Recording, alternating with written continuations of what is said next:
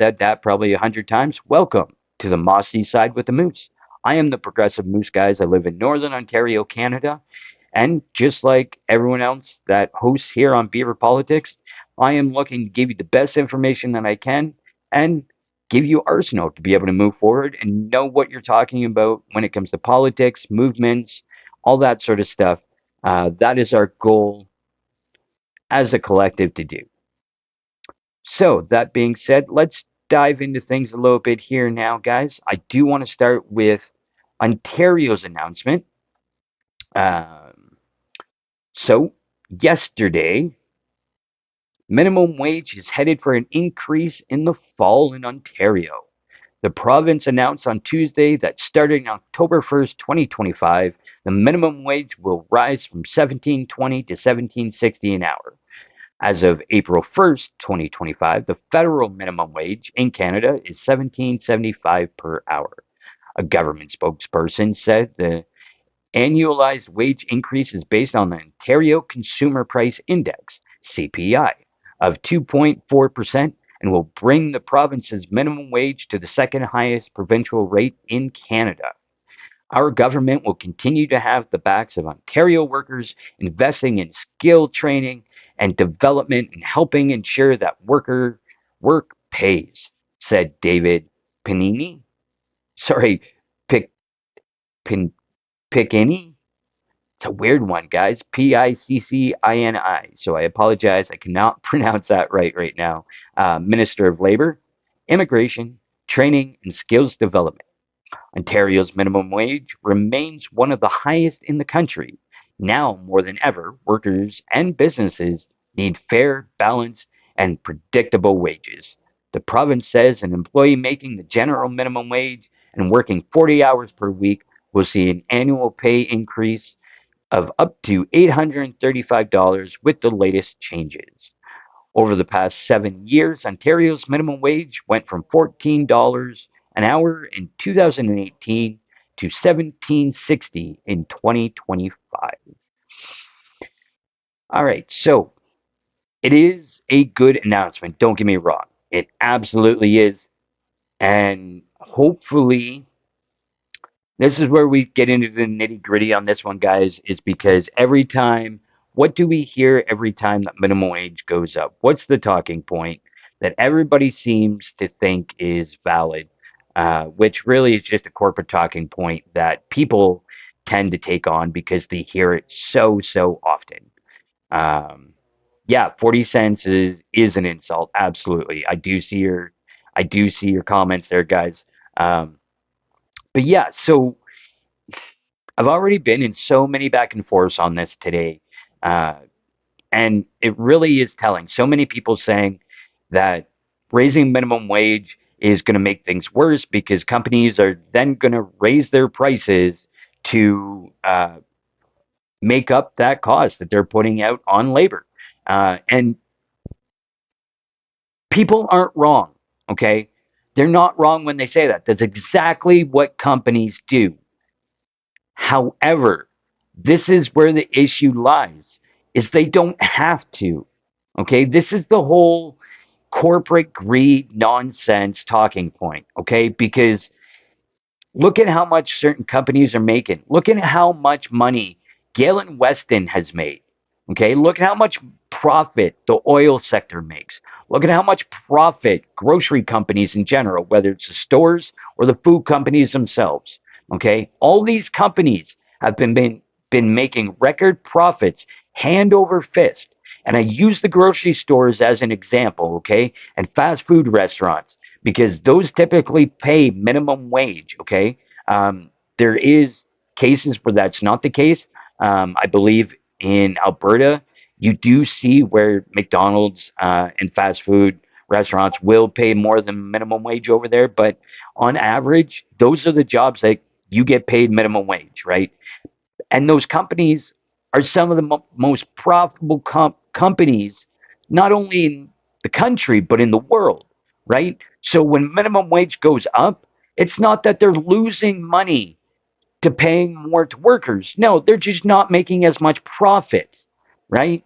So I'm sorry, this whole talking point that I keep having to listen to from a lot of people in terms of, oh, companies got to make up those costs. No, they don't. And again, that's not a government problem, right? The only way you could say it's a government problem because so many people are already blaming the liberals, saying, oh, damn liberals. No, okay? It's not the liberals' fault. This is a capitalist problem.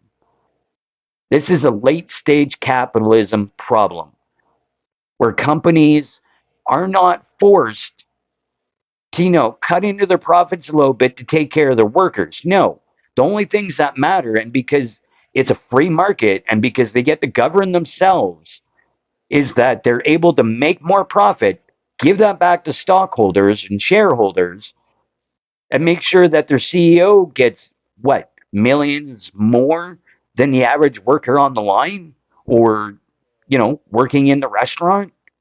This is the sort of stuff, and this is why I don't understand so many Canadians when they're saying these things in terms of, oh, companies got to make up their losses. If they're going to pay more out, they got to make sure to bring more in, so they got to raise their prices. No, they're already making record profits.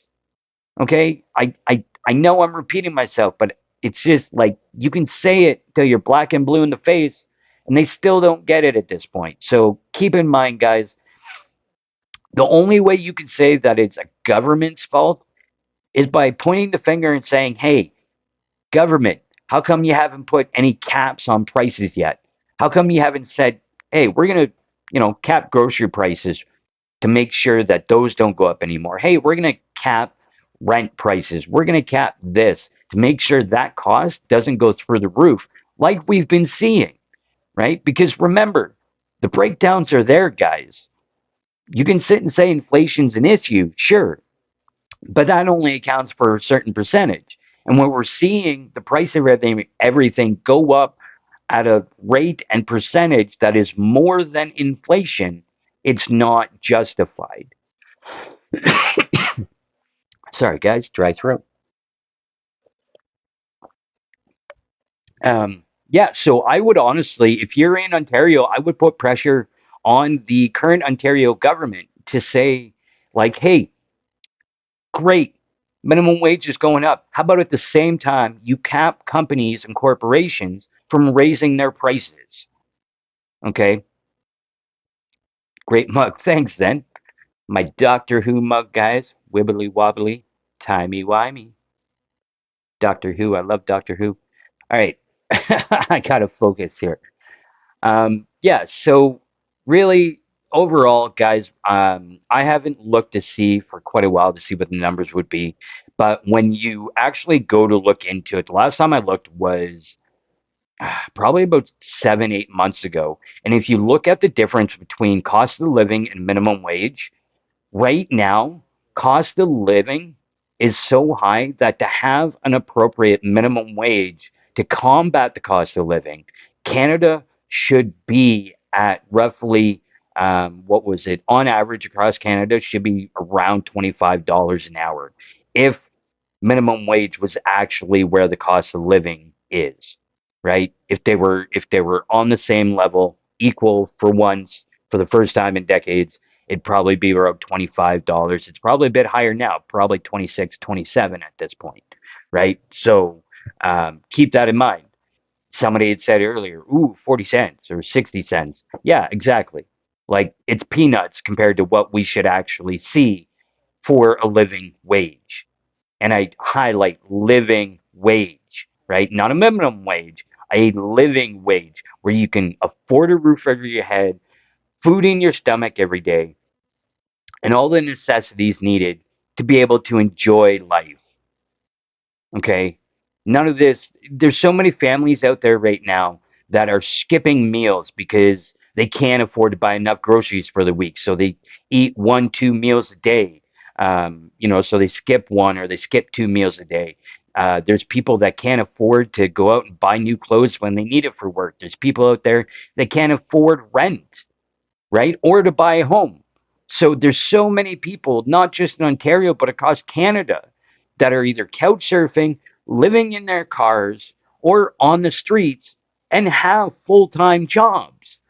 But because minimum wage is so low and wages are so low compared to the cost of living, they can't afford to have the bare minimum, right? And I've considered myself lucky. I've lived in the same apartment for over 10 years. My rent has only increased by, maybe not even $100 in that time, right? So I'm still paying a low amount of rent for today's market. So I'm very blessed and lucky to have that, right? But so many rent places right now, rent is so high, right? I live in a small community, at most 7,000 people that live here. And because of what we see in Toronto community in Northern Ontario, people are asking the absurd amounts you see in the cities, right? There's people asking $2,000 for a two-bedroom.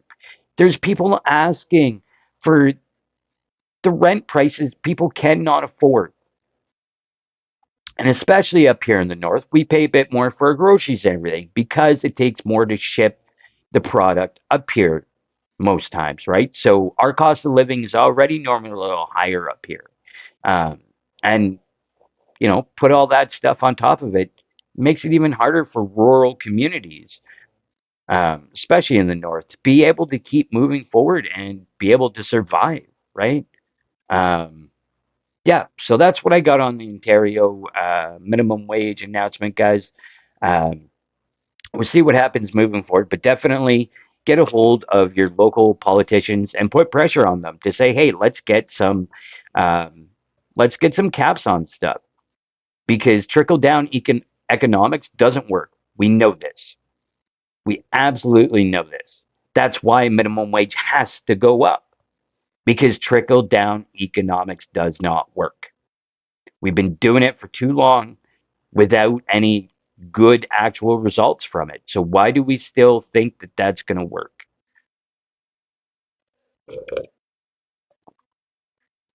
All right. So let's jump now to Alberta with the healthcare and what we're seeing over there. Yeah. So I haven't seen much on it, to be honest, but guys, there is a paper trail in terms of the AHS system making a lot of cuts in terms of spending, and some of those cuts are actually towards some people pointed out, like I said earlier, Lisa is a great creator and full of information here on TikTok. So go check it out. She's got a newer video, but essentially they're cutting back on ginger ale and crackers and um, sorry, popsicles for cancer patients. So those things are can be soothing, absolutely. Everybody loves a good popsicle, but people need to remember, and I've heard quite a few people already point out, like that sort of stuff for cancer patients. Um, oh, breaking news, guys! Sorry, Katie says that has been removed. So okay, I will stop talking about right now. If it's been removed, thank you for that update. The latest I had seen today for being over here in Ontario was that it was still um, in there. So thank you for that update, guys. Take that one off the table. I apologize. I brought it, and we'll move on from there. This is why we do things together because if I don't have a particular update, somebody out there does, and I'm willing to take that update and move forward with it, right? That's why we all do this together. Public pressure works. Absolutely, Katie. Yes. See, and this is what I mean. This is what we're looking to do here at Beaver Politics is bolster the community to be able to push back against the shit that the governments are doing to work against us, the people. Prime example. Not saying we're the ones to start this pushback, but I'm sure it definitely helped when it comes to us all sharing our collective knowledge and what's going on. That's the whole point, right? That's that's why we organize. That's why we want to come together and make all their voices essentially one by bringing them together and fighting back. Yeah. So what else do I got? Trump. Trump made the announcements on tariffs. Reciprocal tariffs are on pause at this point.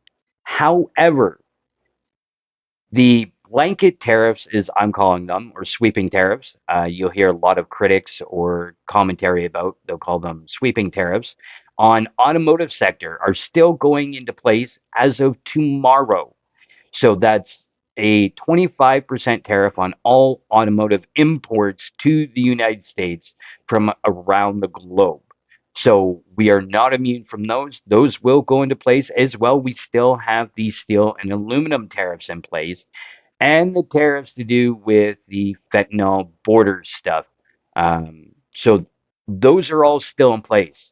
Now we're putting the automotive on top of that. Yeah, and guys, I watched quite a bit of that press conference with Donald Trump live, and some of this stuff I just anyone else watch it, he pulls out like this big board with a list of countries and tariff percentages, and he goes off. That's one thing I got to say is he really is entertaining in some ways because he will go off script and he gets like says the weirdest things, right? Like the EU, they're hard negotiators, strong negotiators, but really, you know, we've been getting screwed for years, and yeah, that EU um, as well. I believe it was South Africa. He had to mention South Africa, and my mind almost imploded at what he said, okay? Because his words were, we cut funding to go to South Africa because there's a lot of bad things happening there. So we decided to cut the funding, and now we're dealing with the tariff situation. Okay, first and foremost, you cut the funding that was there for humanitarian aid. The humanitarian aid was going there because of the bad stuff happening in South Africa, Trump. Do you do you now understand this concept? The reason why, sorry guys, I'm talking directly to Trump when I'm saying this, so please don't take it as I'm being rude to anyone watching right now. But it's one of those things where it's like, yeah, you guys were sending that money as humanitarian aid because of the bad stuff happening there. Do you understand this concept? Um, yeah. Furthermore, he left Canada out of it, and that's a key point that I wanted to make. He really didn't mention Canada while doing it, and it's because we're quote unquote safe from the retaliatory of apologize, I'm sputtering tariffs that he was talking about on the bigger level. But again, we still have those automotive tariffs being put into place tomorrow at this point. So we'll see what happens. Um, I believe good old Dougie has already made some sort of comment. I didn't see it before going live, so I apologize. I don't have that update for you. Hello, VA. Good to see you. Thanks for coming.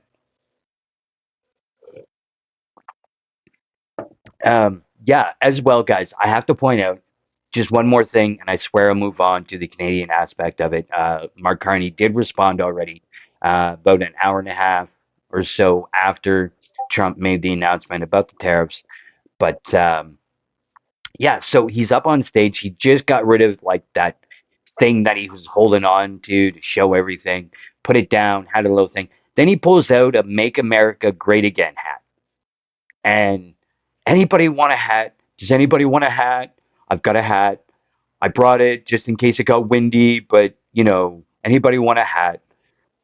So then he says that no, I'm not giving it to cabinet members. I want to give it to the automotive workers. So he walks over to the side of the stage and he tosses it, I'm assuming, to the automotive workers that were sitting there. Goes back to the podium, and it was almost like a Mr. Burns from The Simpsons moment. Okay, when if you were watching it live, if you weren't, go watch it because he kind of tilts his head upwards. That's it. That's it. And just kind of like, yes, grovel over the hat, my man. Yes, I made a video doing just that um, before coming on the live. So if you guys seen it, it's already out there. But that's essentially what I got from it when he did that. So moving on, Mark Carney did decide to do a press conference before going into a cabinet meeting concerning Canada and U.S. relations. Um, Pretty much saying, uh, long story short, that it's unfortunate, and we'll have to figure out moving forward, which we Canada's already has in a lot of different ways. Quite a bit being said in the comments, guys. Sorry, squirreled out. Yeah, so we've already started doing a lot when it comes to diversifying trade with other countries. If you've been paying attention, we're doing a lot of new negotiating trade deals with the EU as a whole. Um, and there's a lot more countries now, and I'm sure there will be more moving forward, given all the tariffs that Trump is talking about, especially talked about today towards so many different countries. Um, Other countries are getting fed up, and they're figuring out ways to be able to make things work and change things to be able to push the states out of the global trade scene. And it really is playing into really what Trump wants, right? Because at this point, he's trying to isolate the United States, especially when it comes to trade and production and industries. That's what he's doing. He's trying to bring production back to America. Now, is he going about it in a way that's productive? Absolutely not. And as many critics pointed out today, while I've been paying attention and trying to keep up with everything, is that wait a couple days and see what happens, right? Everybody's sitting on the edge of their seats because think of what the stock market's going to do tomorrow. Look what happens every time Trump does tariff stuff. The stock market's essentially crash, for lack of better words. It doesn't go crazy off the rails, but it goes pretty off the rails, right? Thank you so much for all the gifts. Wow. That is a streak of gifts, guys. Thank you so much. Desiree, thank you, thank you, thank you, thank you, thank you. Shout out to Desiree right now. Look at that, bringing the hammer down with the gifts. Thank you so, so much. Fantastic. Yeah, guys. So, so many countries and so many critics are saying that at this point, the way that Trump is doing tariffs and using tariffs isn't going about it the right way. And what we're seeing is so many other countries are starting to reach out to Canada themselves. We're not reaching out to them, they're reaching out to us in a lot of cases now, saying, hey, you know, we're looking at what's happening. We're being affected. You're being affected. Let's let's fix this together. Let's get together and let's deal with this without the United States, right? And the United States is already pulling out of so many other different things on the global level that it's uncoupling itself from the rest of the world. That's what it wants.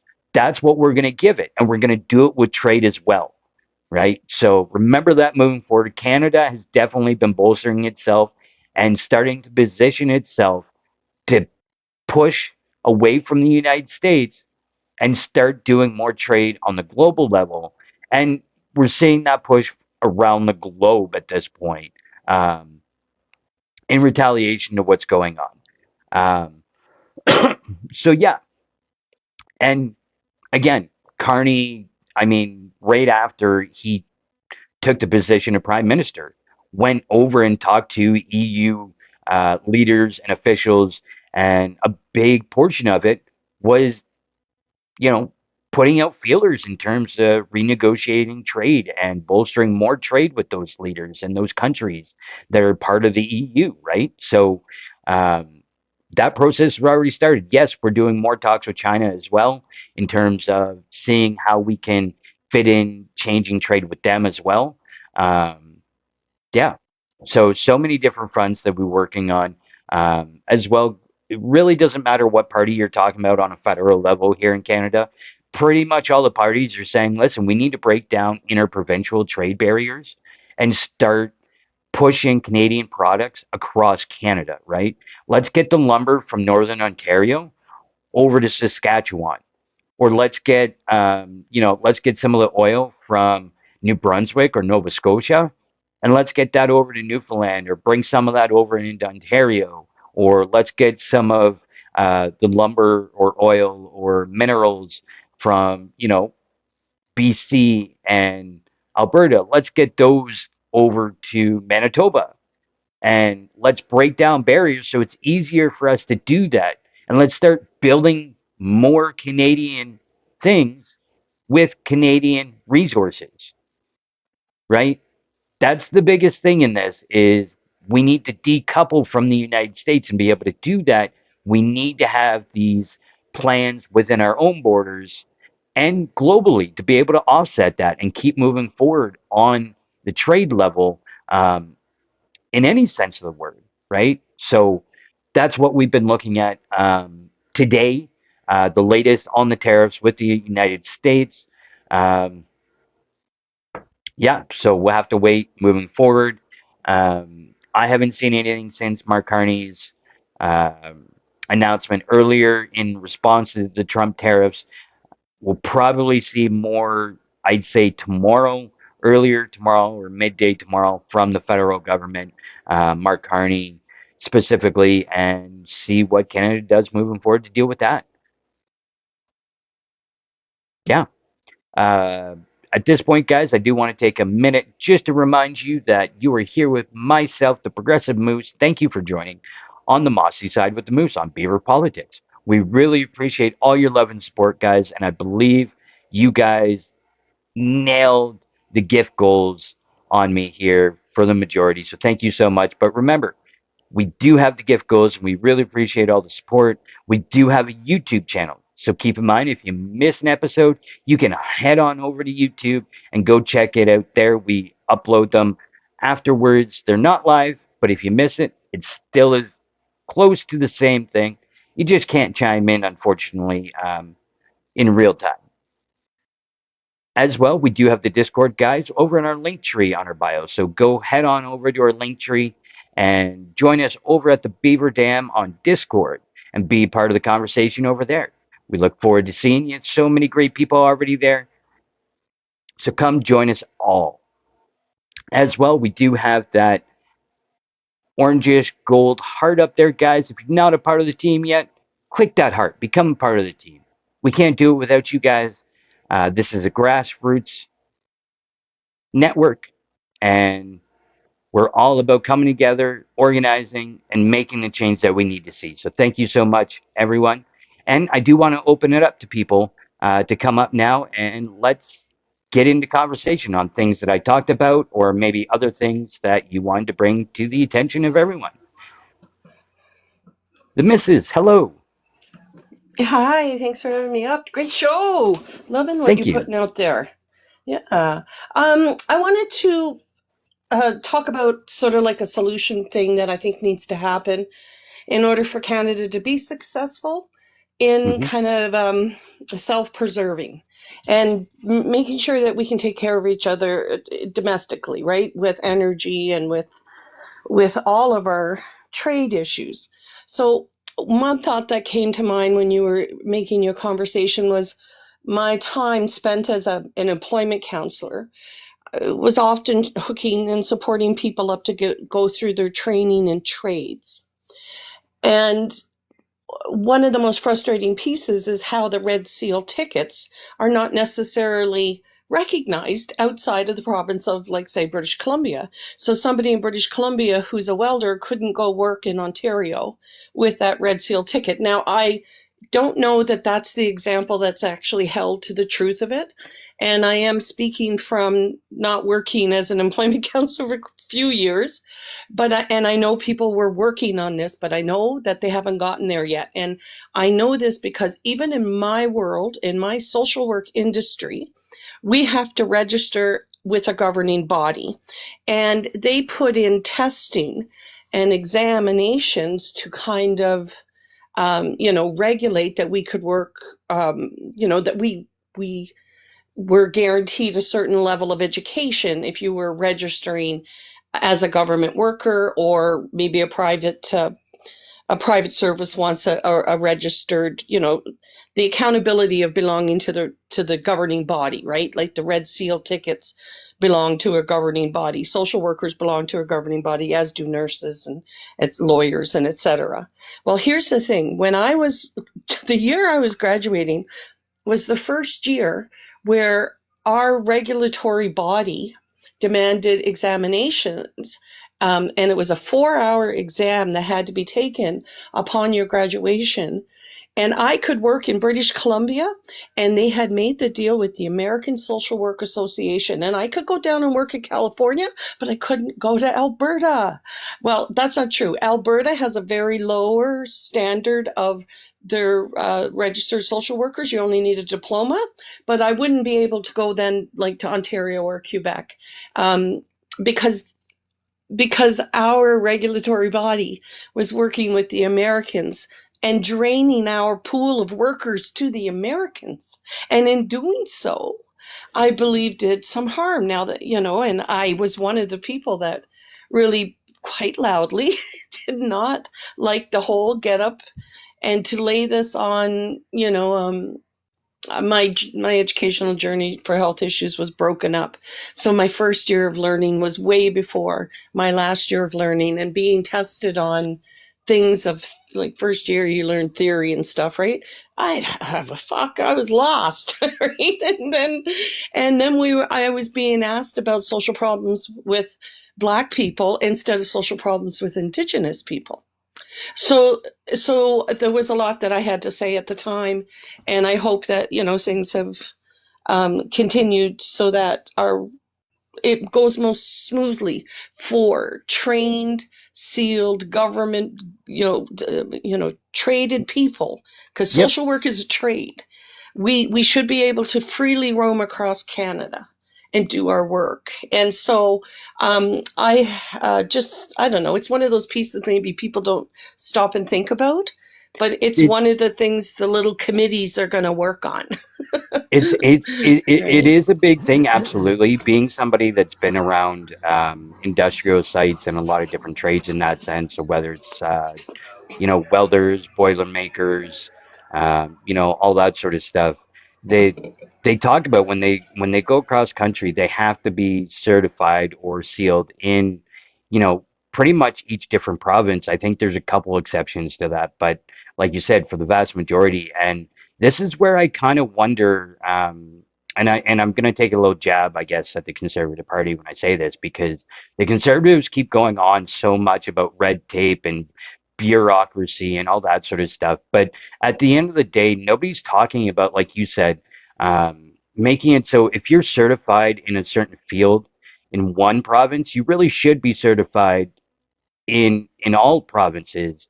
I realize there's different safety concerns or there's different regulations put in place, and for the most part, I'm sure there's absolutely good reasons for those.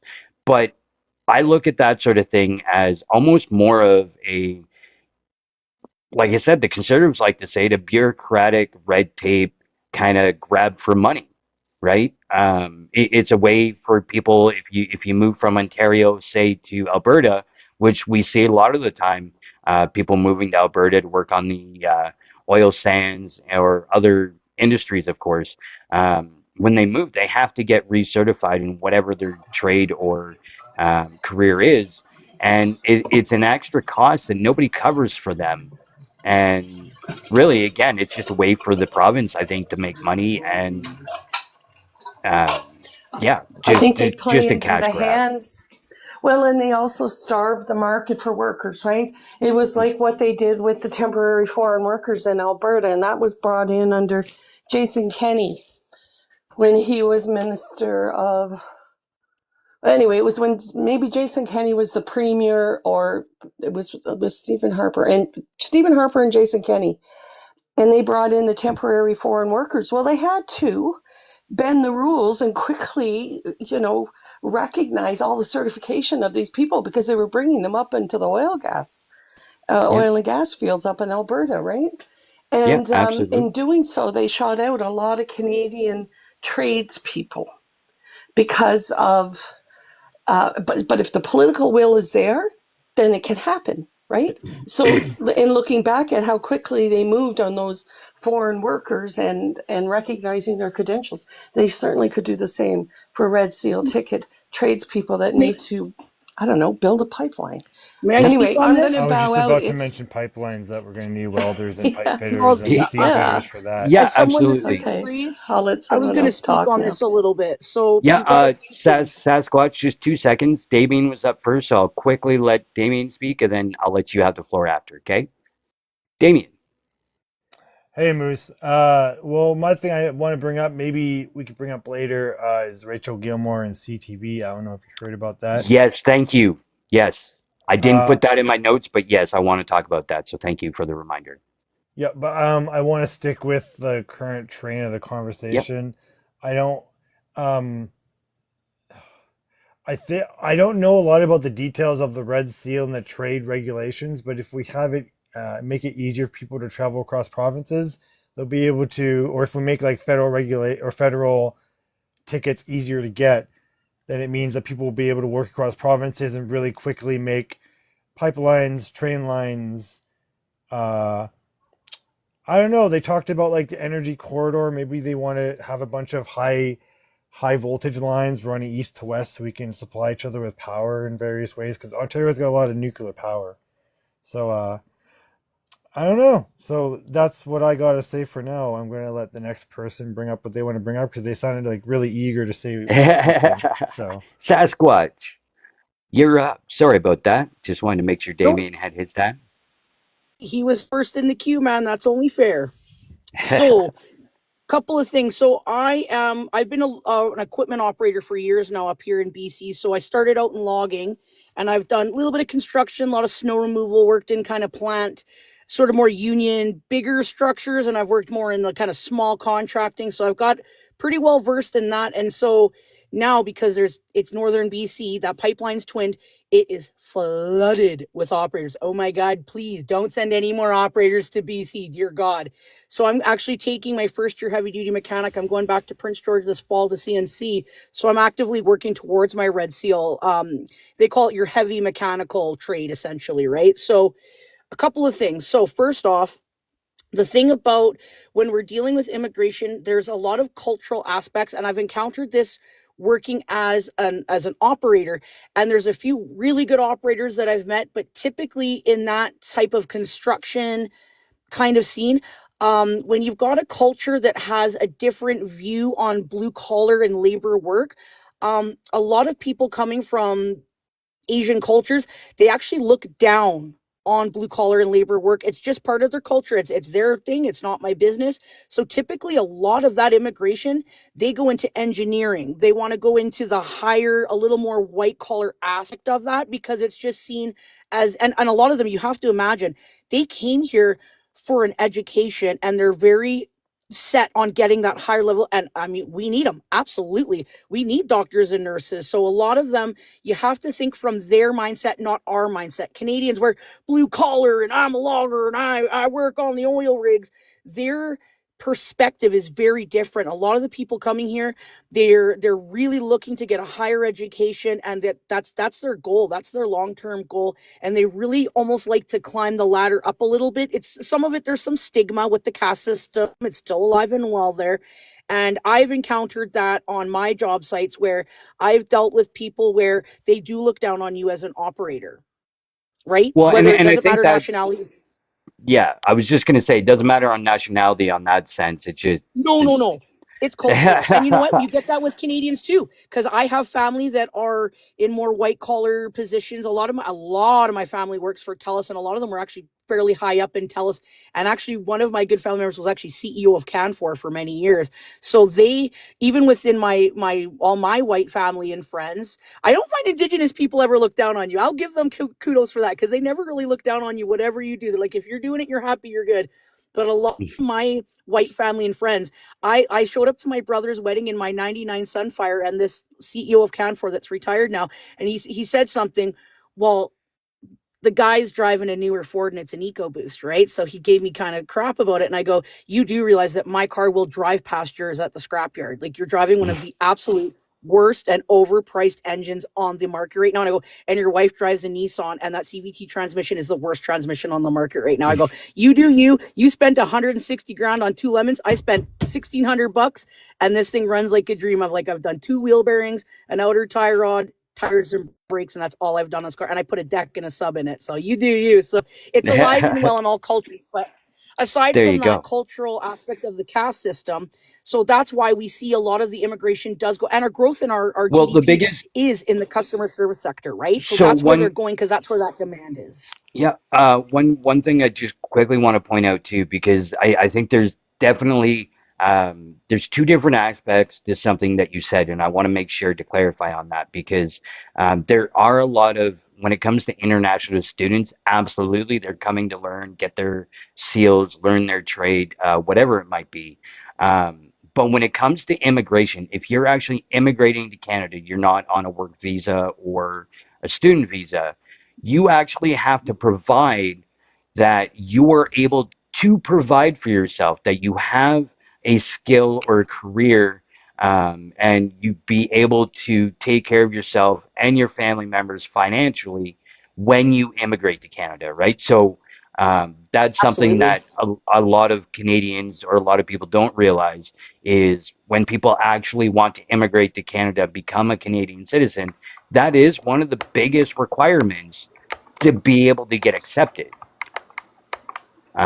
Yep, for Yeah, sure. And Kelly. when I said immigration, I meant more the fact that I think a lot of those people getting their student visas were planning to try to immigrate to Canada, and now that dream is shattered for a lot of people. I think a lot of my friends that were international students, like they really wanted to make a life in Canada and truly, truly immigrate here and get not just and actually, get Canadian citizenship. So Yeah, that's what I mean by immigration, because a lot of the people I know, like they really wanted to come here and make a go of it, which is kind of a shame now. But the other no, thing I wanted to touch absolutely. on is that with your red seal, it depends on, because it's not standardized, where you get it.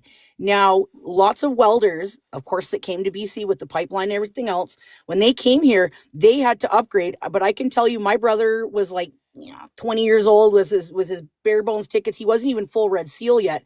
And because he's from BC, he was in Saskatchewan. He worked on that last beehive burner. He was in Ontario. He's actually down in, I think, Texas now. He was in Oregon. And when the one thing about BC is that pretty typically your certification, especially in the trades, you are top of the pack. You can basically go almost anywhere you want to go. There might be a couple little provincial rules here and there that I don't know, but pretty typically in the trades, if you get it in BC, baby, you can go anywhere you want. Our regulation is off the charts. Like, yes, there is a lot of red tape, but I would rather jump through red tape and know that my red seal means I can go anywhere I want to go. I might have to upgrade. I'll dual ticket for equipment. I will go and get my welding tickets and go. I don't know if I'll get my red seal, but I'll absolutely go and get all my welding tickets that I want. Yeah, And once you're good in BC, you're pretty typically good to go anywhere. I don't know a ton about Ontario. Like my brother went there and a couple of jobs, and I was pretty busy with life. I don't know yeah, what the rules were, but he was over there. Saskatchewan, Alberta, he's never had to upgrade anything. And same with the states. The there you only go. thing he had to do was get his passport and his green card to go work. There That's you all he go. had to do. There was nothing to do with. So I think that standardize. I think you guys are absolutely right. I think standardizing the education across Canada and bring it up to the More on a level of federal BC. level. Yeah, and Yeah, bring it up to the BC level so yeah, that what you've got is that same kind of privilege we have, where now you're set to go anywhere. yeah, The only thing you're going to run into is if it's an American company, they might want you to pee in a cup because they have different rules about their legalization yeah, of certain substances. yeah. So Hey, that's the can only So you, real you know thing what? I Hold on a find people second. run into. Can you get Red Seal for doing military service? Do you get No, that's tickets not a through that? trade. I mean, oh, through, I don't know. I got kicked Like out it, of like, cadets in 20 minutes, so I don't I know. well, I know don't I follow know a rules lot like of that. I don't know if that's places. against the rules or if that's a bad idea, but to have like able to earn like Red Seal doing stuff that like doing certain jobs in the military. Yeah. I don't know, because and that would be a good way to standardize across the country because the military could come up with a standard Well, and there's a lot or of are yeah. You see where a compatible. lot I of don't know. times when you get training of whatever sort, within the military, that's pretty well like that's world class training Um, for whatever the I trade want I is, want to right? speak on that. So when you're dealing with the So military, you're Sasquatch, gonna sorry, have different. I'm gonna Oh, stop you here because we do have somebody else that has been waiting a bit, so we're just gonna move on, and we'll circle back in a little bit, okay, if that's okay. Kelly, did you want to chime in? I muted your mic earlier. Just unmute and be able to chime in. Kelly, don't think they're actually there. Let's see here. I've got Angry Ginger that wants to come up. Let's bring them up, and then we will get into the Rachel Gilmore as well. Angry Ginger, hello. How you doing? Not too bad yourself. Did you want to chime in? Oh, the Rachel Gilmore thing. Like, how do you get rid of somebody that you asked to be a part of your conversation? Yeah. So okay. So let's dive into that right now then. And Sasquatch, I promise we will circle around again. Um, so yeah, in terms of Rachel Gilmore, guys. So if you guys haven't heard, she was supposed to be doing like a fact check um, show Well, really on supposedly then she CTV. was like Yeah, they offered her a 4-part deal yeah, to do a part of yeah, fact checking, and yeah. they So just kicked her because off. of yeah, because of trolls giving her such a hard time, they essentially said it's too much stress, it's too much work, yada yada yada yada. We don't want to deal with it. Um, this is the current climate, and this is the biggest thing that CTV. And I want to be very very clear in how I say this. CTV, this is a bullshit move. I apologize for my language, but it's a bullshit move because they know It's a what the complete political pussy move. climate is. They know what the Discord climate is. And if you can't handle the trolls, especially when we know there's paid bots at this point that are screwing with stuff like this, I was saying, like, why the fuck would you hire Rachel Gilmore if you didn't want some discourse? and That that's is complete exactly that's bullshit. the point. Yeah. So guys, that's one thing I want to be very clear. I don't care if you. I want people to flood CTV. Like they've got emails and ways that you can contact them. Send them an email. Be that Karen person right now and send an angry letter. Send an angry email because CTV, like this whole mainstream media wants to pander to both sides, and I don't give a shit how much conservatives want to sit and say liberal media or CBC this or CTV that or yada yada yada. Like And the thank fact God she is fucking recorded it. Thank God she yeah, recorded it because yeah, flat out absolutely. said, we give up to the trolls. No, Like absolutely, and there is the petition that as is well. such horseshit. Yeah, no, absolutely. And there is a petition.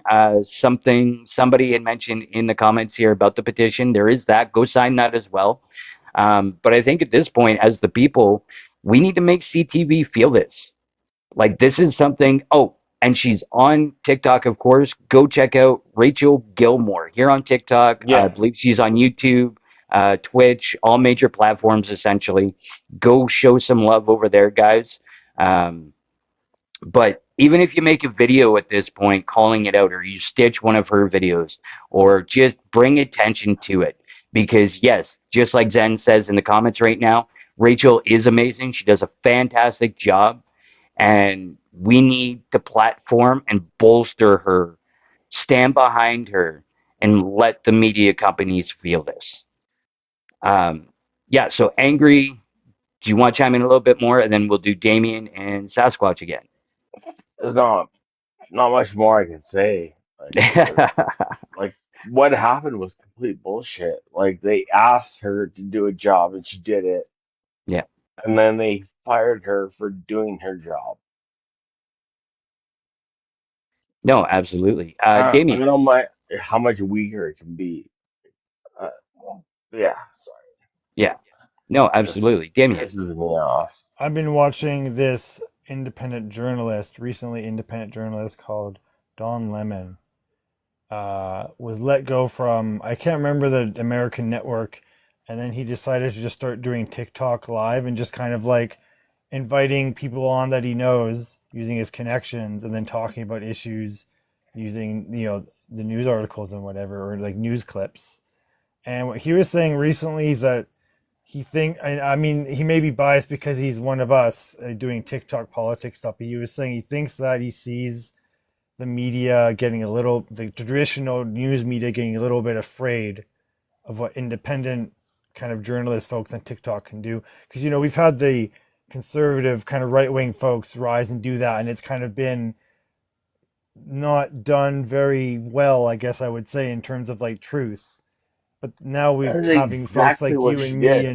and we're a bit more trustworthy just because we're individuals and we don't have much to. I mean, we're we're disconnected from the advertising directly from TikTok. We get a little bit of bits and stuff, and people can Yeah, donate to us, but we don't have the pressure of like needing to display ads in our lives, which is something I hope TikTok never changes because it is nice to not have that pressure. Yeah. Well, and that the is biggest exactly thing, what she did. She had like nothing behind her. She just said what she said, and she said it yeah, with conviction.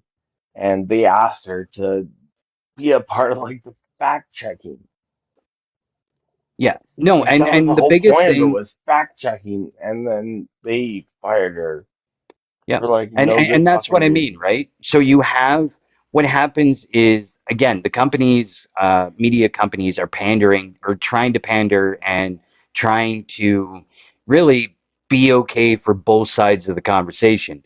Where the thing is, and this is where it's the same as the United States. Yes, our news media um, is different than the United States because here, yes, you do have certain interests behind how they report things, but it's nowhere near like you see in the United States.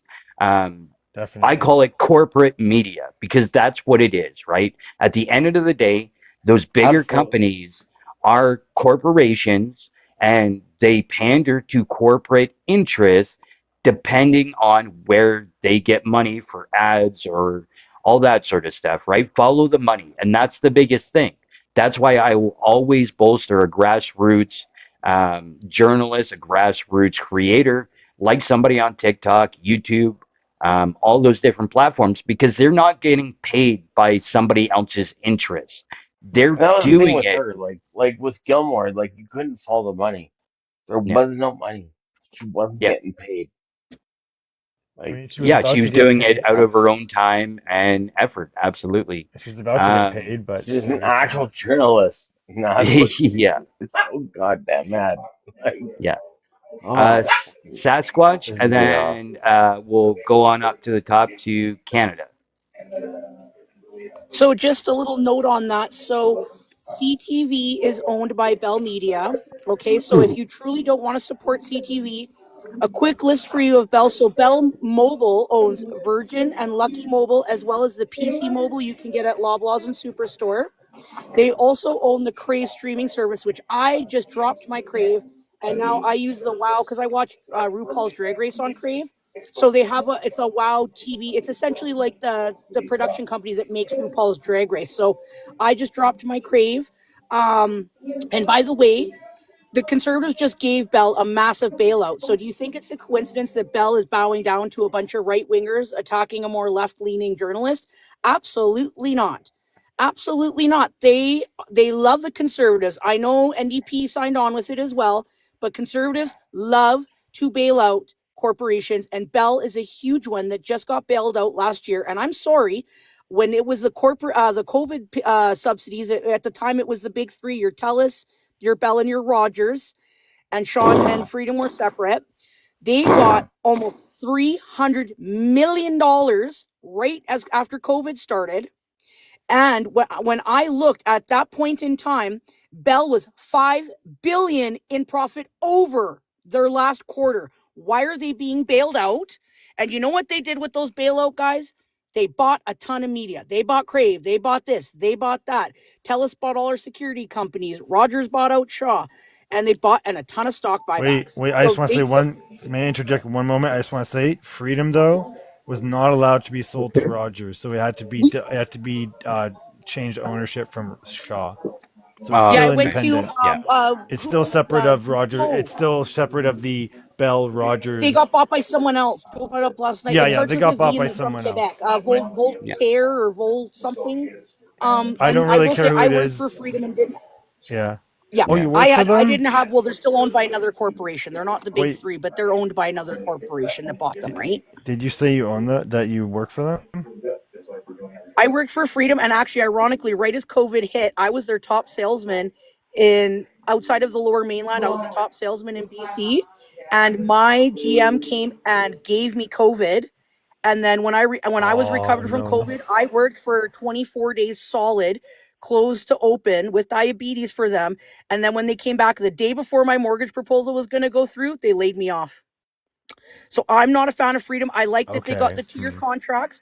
I like that we share bandwidth now. I have a lot of good opinions on Freedom, but personally, working for them as a salesperson, I did not like the way they treated me and other people during COVID. There was no paid leave like TELUS. Maybe they can't afford it, Yeah. but I did not enjoy my personal work at Freedom. And I'm not joking when I'm telling you, there was 1 month I think I got, or one day on Black Friday, I got 1,600 in what do you call that, your commissions, and on Boxing Day I got like almost 2 grand in commissions. Like I creamed it. You know why?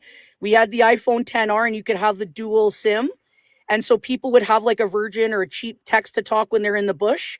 And when they came home, they had cheap data. So I would tell them how to get like a $15 plan if they're in the bush, run off their Wi Fi at camp, and then they would use their Freedom Mobile in town. I made so many sales up here in Northern BC.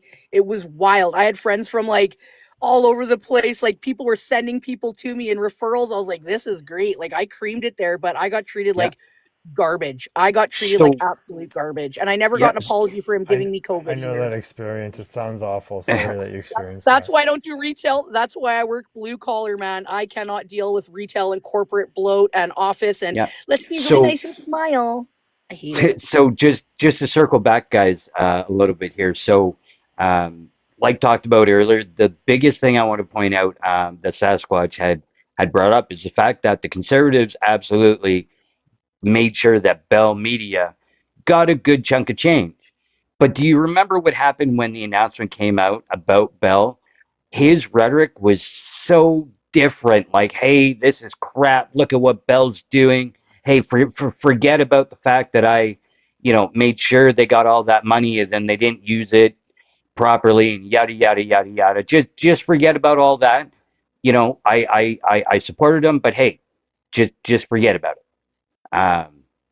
Which a lot of times is what we see. And I mean, let's be honest, it doesn't matter whether it's conservative or liberal. I've seen it on both, where if getting into this conversation, my biggest thing is we need to stop seeing bailouts to major companies, right? Because the major companies, now I've realized those major companies are considered a massive driving factor in the capitalist system that we live under. I will acknowledge that and realize that, you know, that is a thing. However, if we're going to live and work under a capitalist system, under the definition of a capitalist system, those big companies, when they get bailouts, regardless of whether it's telecommunications, whether it's airlines we've seen in the past, whether it's vehicle companies, right? Whether it's Ford, GM gets bail money all the time. All those sort of companies, under a proper state of capitalism, those bailouts don't happen because capitalism is supposed to sort itself out without government help, without any help from the sidelines. That's the whole point of a capitalist free market. Let it sort itself out. But no, as soon as those big companies, and that's where you see the corporate interest in government. Sorry, trying to kind of pivot to bring it back to government. That's what happens, right? The government's worried about those big corporate interests because they drive the capitalist economy, even though it's actually a detriment and the complete opposite of allowing a capitalist market to do what it's supposed to do to equalize itself. Which means if a big company starts going belly up, for lack of better words, the system should allow it to do so, making way for another company to take its place. That's how the capitalist system is supposed to work. Um, yeah, sorry about that rant. I wanted to quickly get that out. Got a little excited on that one. It felt good. For Um, you conservatives in the chat, that's what we call corporate welfare. We don't like welfare. Let's start with the yeah, corporations. No, and I know it. redistribution of money towards the Yeah, top, not the bottom. it sounds like a gotcha. No, but really, but when you think about it, it's giving the corporations money because they, well, I don't know. I mean, I guess we have to, on the other hand, make sure that we have robust government programs so that when people do lose their jobs, they don't lose their houses and their, kids or I don't know, their lives. We got to make sure that people aren't, who was it? I can't remember if I was watching some more news and someone made a point that like the more the fewer government services you have, the more you are sort of like beholden to your boss if you have a job because you rely on them for more, right? Like if you like in the US, right? Sometimes you only have healthcare if you have a job. So like when you think about, doing anything that might lose you your job, you have to consider, can I live without this medicine perhaps, or will it be like be able to get, it's a lot more brutal down there, but it's sort of brutal all over in a lot of ways, and I'm glad that Could you I brought up that Yeah, part of it. could I speak absolutely. on that quick? So, Yeah, now we always have the misconception that all healthcare is free in Canada. So I'm pretty lucky that I usually have a pretty good paying job. And right now I'm on a regimen that is fully covered. So not everything is covered, especially. So I have type 1.5 diabetes. So I take two kinds of insulin. I will for the rest of my life.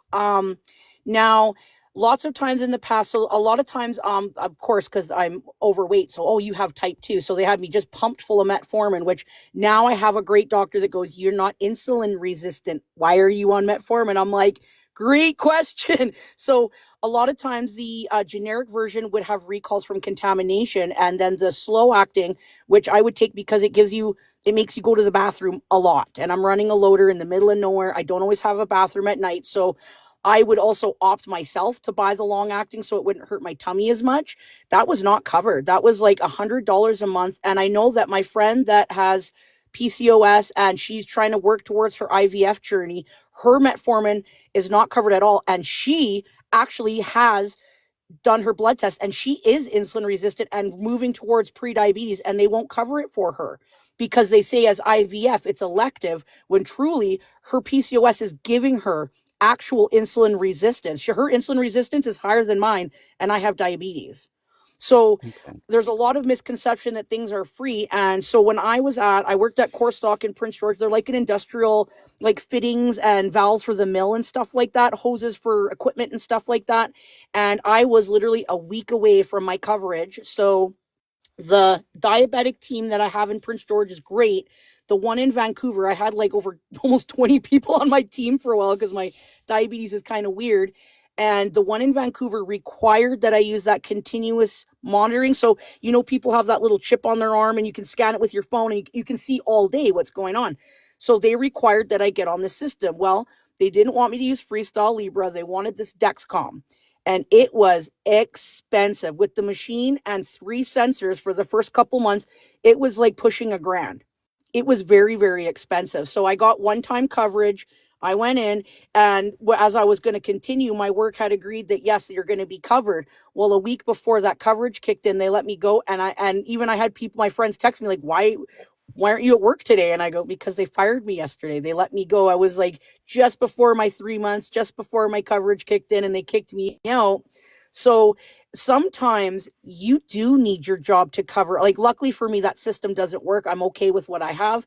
But there might be like little kids that have type 1, and they really need that continuous monitoring so their parents know they're coming towards a low. If they're at school, they know, hey, they need to get a snack. Maybe an elderly person that might have dementia and have issues remembering when to take insulin. That pump and that continuous system is very, very safe and beneficial. None of And that stuff is covered at all. and 0% coverage. And when yeah, and that's oh, go ahead. no, I was just gonna say we are getting to the end of time here, so I'm gonna add to that a little bit, and then probably just quickly wrap up here, guys. So when it comes to that sort of stuff, and this is when we're talking healthcare, Yes, our healthcare is paid by taxes. However, that's something that our government over time has factored in and said, especially when it comes to, I'll say, medications. The biggest thing is if they can negotiate the drug prices like they have, bring them down, and now pay for them. It's like investing in Canadians, making sure that we have what we need to be able to continue to do our part when it comes to going to work, paying our taxes, creating revenue to put back into the system, right? You take care, it's like a business. Think of it that way. And I know conservatives say that all the time. You need to run government like a business. However, I'm not saying it the way they would. When I think of a business, I think of if you take care of your workers, right? You make sure they're in good working health, which means benefits, which means covering the cost of medications, dental work, yada yada yada. List goes on. The better shape workers are in, the better your company is going to do and the better they're going to work for you because they're going to be in the condition, in the shape to be able to put in that work for you, right? And it's the same thing, I think, when it comes to, when it comes to the government factoring that stuff in, especially with Mark Carney now saying that he's going to move forward with dental, the National Lunch Program, and the pharmacare. He's realizing these are things that we can do to invest in Canadians to keep the economy Well, kind I'm of in. pumping forward. Well, and Mrs. Hello also again. when we have things like dental, there is totally peer reviewed research that when you have, and my teeth are very bad right now. I'm having a lot of issues with my teeth, and when I'm in PG, I got a lot of work to get done. That it can lead to a lot of heart problems. It can lead to a ton of Mhm. other health problems. So I want my teeth done, one, because it hurts and I can barely eat anything, but also because I've already got diabetes and heart disease runs in my family, and I can't afford to retire at Yeah. 50. I can't afford to live off of, the social supports that are available for seniors. I will not be able to pay rent and probably not even a mortgage. So we need to think, like, we're looking at seniors now and they are struggling. They are struggling right now. What Oh is it yeah. going to be like with millennials that have, like, my doctor told me when I got diabetes, he said, I see guys and girls in their 20s, people like you that work two jobs, night shift, they're at camp work, they're pulling 14s, 18s, he says, and they have inflammation like you. He says they all have psoriasis, heart problems, they're having high blood pressure, and a lot of them are getting this inflammatory diabetes, this type 1.5. It's like a kid gets it in one shot as a child. Type 1.5, as an adult, inflammation slowly attacks your pancreas and you develop Mhm. all your islet beta cells are destroyed over time. Well, and So he said even he sees it all the time in people under 30. It's scary. yeah, and this is the trend that we're seeing kind of across the board when it comes to a lot of different things. Where unfortunately, with the healthcare system kind of crumbling, without getting in the nuances of that stuff, where it's the push to try and privatize more that is really making the system crumble. So trying to navigate and bring that back from happening is a key factor that we need to try and do moving forward. Of course, the misses. Hey, I ate and I come back. Well, good to have you back. I'm actually just starting to wrap up, but it works out because I did want to make sure before we go. So before I actually get into that, I want to thank everyone that came up tonight, Damien, Sasquatch, and everyone else that has come up, including you, the missus. I was going to plug your show tomorrow, but since you decided to come up, did you want to tell us about the show tomorrow? Yeah, absolutely. My guest tomorrow is Kay Today. Kay Today is doing a political commentary on conservatives. She wants to talk about how relevant Maple Mega really is, what kind of a threat they really are, how prevalent um, are they, so to speak, a lot about conservative platform during the upcoming election. Now, maybe a lot of people don't know this, but I first started following Kay when I first came to TikTok, and she used to focus on cults. And that's what first brought me into her page. But she's kind of morphed it into politics now. And but she's going to be an exciting guest. So that's at 1 p.m. Pacific Standard Time. on the Finding Your Own Damn Way. That's the new name of my show. And I'm sorry that I missed yours. I really wanted to have a conversation about Mark Carney. And did you guys talk about, uh, do you think Mark Carney made a big difference in what happened today? Do Oh, you with the think tariff stuff? that's. Yeah, yeah. Well, I think what was it? The end of last week when they kind of came out that he had a conversation with Trump over the phone, and I think it's definitely Mhm. telling after that conversation that Trump kind of dialed back his rhetoric and actually kind of conceded in a way of he was willing to call Mark Carney prime minister, which is a big difference compared to Justin Trudeau. Continuing call him governor while he was still prime minister. Um, it's hard to say whether maybe I feel like Mark Carney has made a difference in the conversation with Trump. Um, but I mean, Trump's such a wild card. We just have to wait and see what happens moving forward with him. Um, and just go from there really because I mean look at the like with today, so tomorrow 25% tariffs on the automotive sector are getting added, um, and that's a blanket for global from the United States, so we're gonna get that as well, um, but You know, as I heard a rumor that we're getting an exception on some tariffs. I don't know about that. I haven't heard anything. It could be the case like we're not getting. I wouldn't say it's an exemption. Like during his press conference, Trump was talking about all these different tariffs and how he's going to do this and do that to these countries. And it's the retaliatory tariffs that they were talking about with that stuff. Oh, I Where see. this Okay. one, this one's just a blanket Um, tariff for all automotive imports to the United States. So we would fall under that. Okay. Okay. Yeah. I just wanted to point out too because I never see it anywhere, including from the conservative people running here in my riding, which is in northern BC, right in logging territory. Last year, our softwood products going to the United States were at 8% tariff. They got jumped to 14.5%. So we already have an almost 20% tariff Yeah. on our softwood products going to the States. And I want people to understand that Canadian corporations simply, like you've got Canfor, West Fraser, they simply moved their operations to the States. They now have more mills down in the US. And that what they do is they process that lumber there. We're still sending a bit of raw lumber. The mills are shutting down, but when you have no mills, especially nearby to send them to, your stumpage rates are out of control. The loggers have nowhere to send their stuff. Well, and So that's that trickles down, right? yeah. I mean, even up here in Northern Ontario, like we have lost some of the lumber mills up here, but generally, like here in Ontario, our mills are doing, I think, a bit better off. Um, One that I actually worked at in the past, Yeah. and somebody I know works at right now. I mean, they're on pretty steady footing, so I don't see them having much of an issue, or the company, which is, I believe it's under Interfor at this point. Yep. Um, so that's Interfor's done pretty well.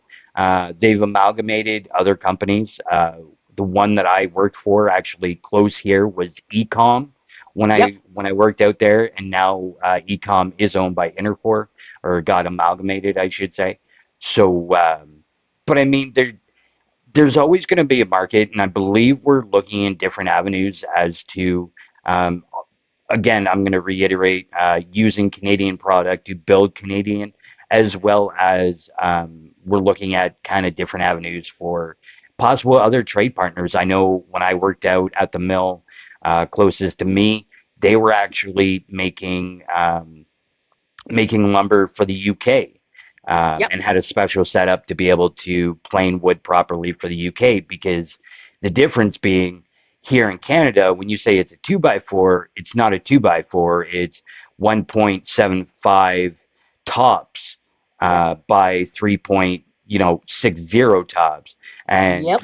UK is actually a true 2x4.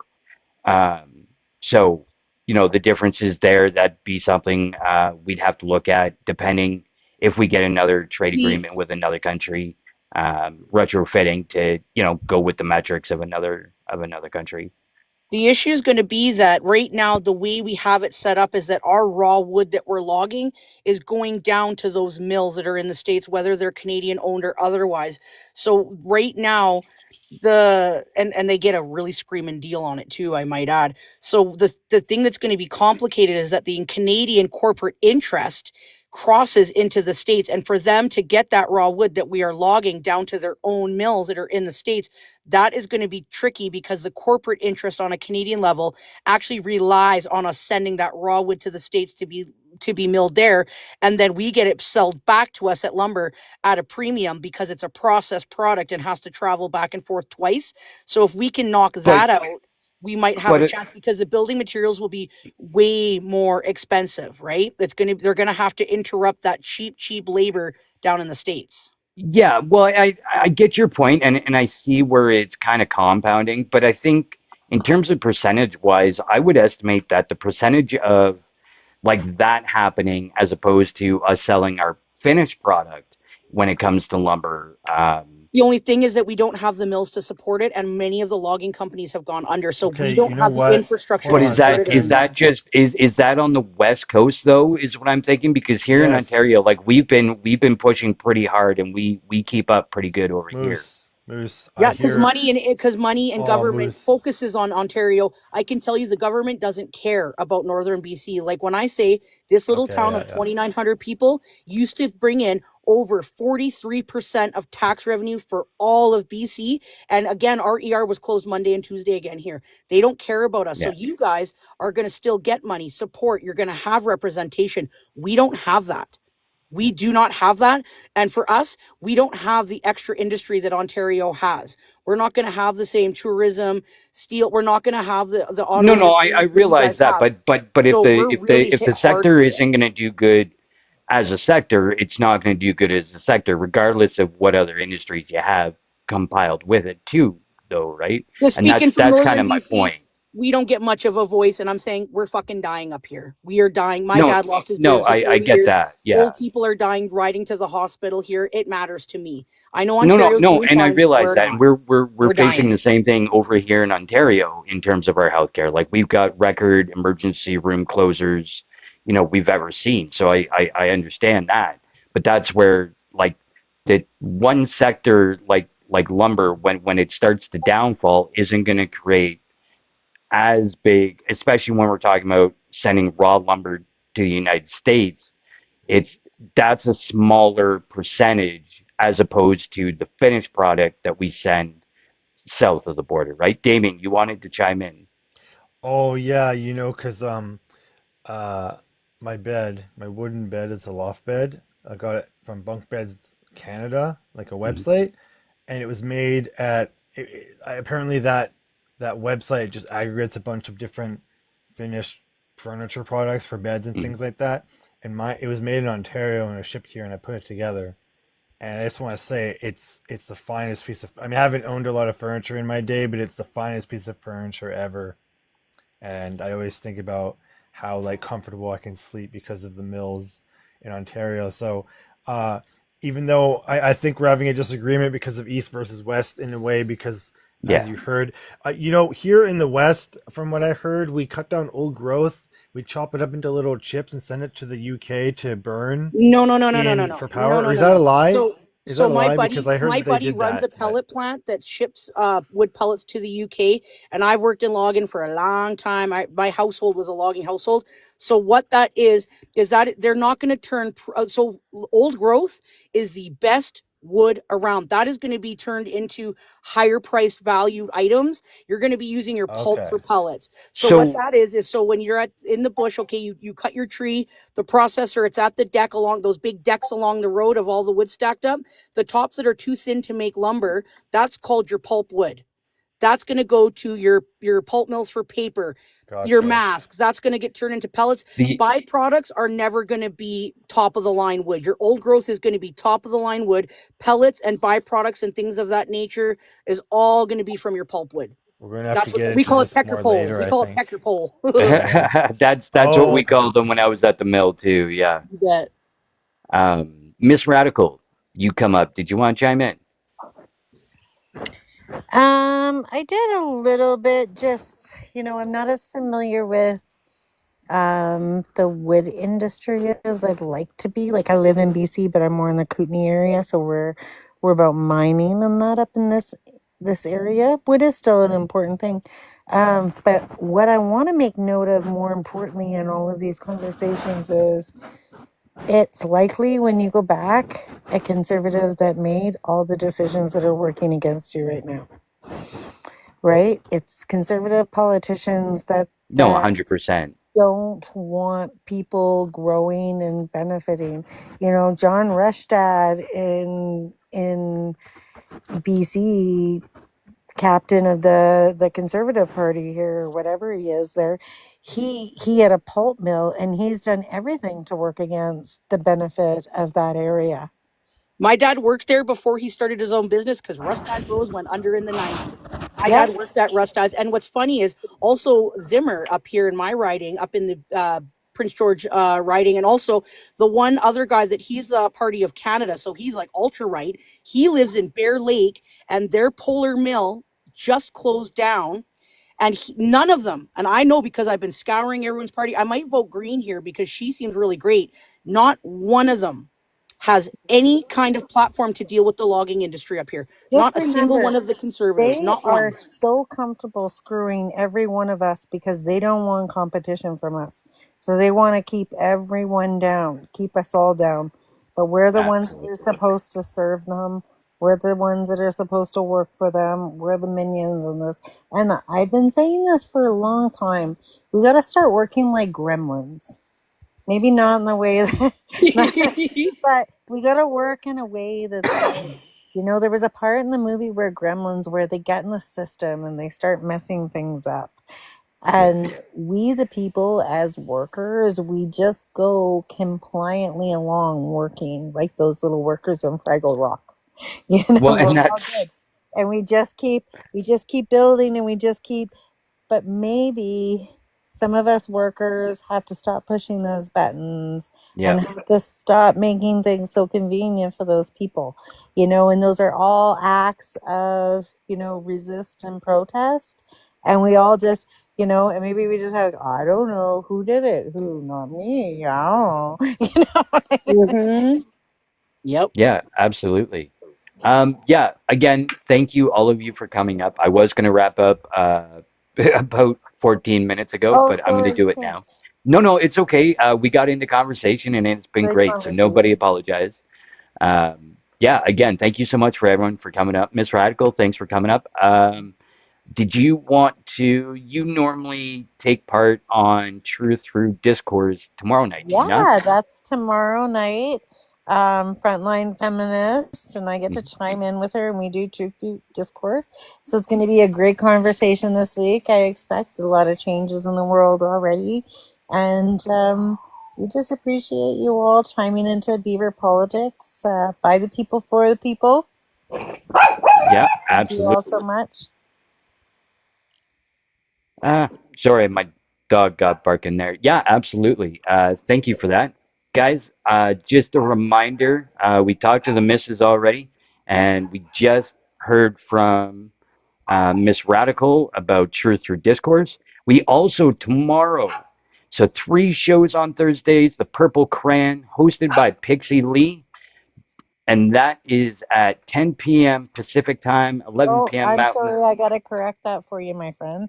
Pixie Oh, Lee is now late night Thursday nights.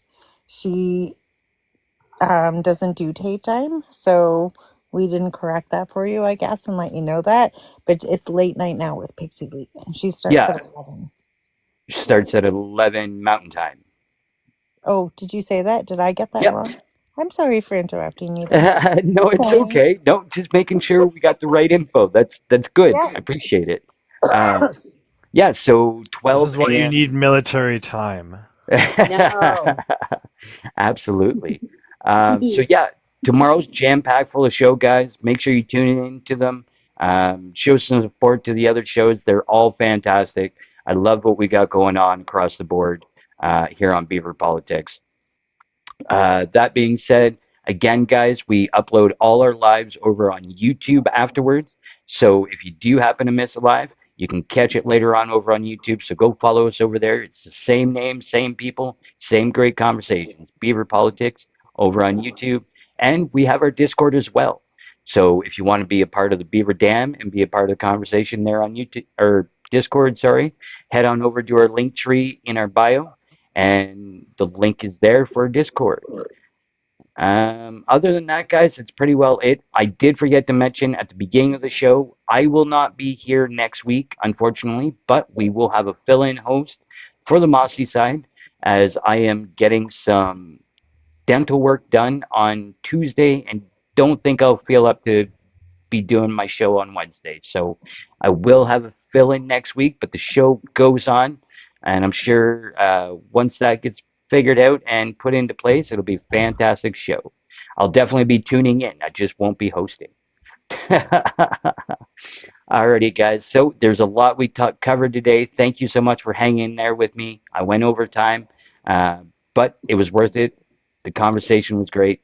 Any more comments from anyone before we wrap up here, Miss Radical, Damien, or Sasquatch? Thanks for doing what you do, Moose. We really appreciate you, and I hope your dental surgery goes well.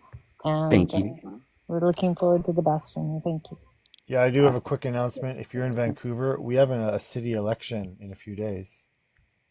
So you might want to vote for the progressive candidates because current ABC Mayor Sims is kind of doing the conservative thing, but on the municipal level. So we should try to stop him.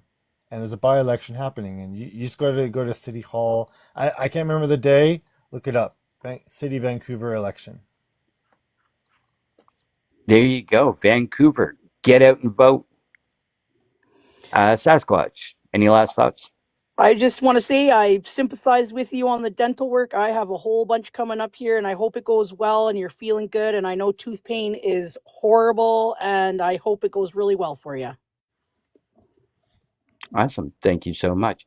I just remembered while everyone else was talking, guys, with the federal election, two key resources you need to keep in mind moving forward. Of course, the first one being electionscanada.ca. Any questions, concerns, if you need to change something beforehand, any of that stuff, go to electionscanada.ca as well as smartvoting.ca. You can go in there, find your individual riding, see what the polls are like, be more informed as you go to the polls, whether it's early voting or on voting day, which is April 28th. So make sure you get out and vote, guys. I'll always say it. I don't care who you vote for. The more people that vote, the better our system works. So with that being said, I will see you hopefully on my own show on Sunday night over on the Progressive Moose News. And until then, guys, stay safe, stay sane, take care of your loved ones, take care of yourselves, and I'll see you next week.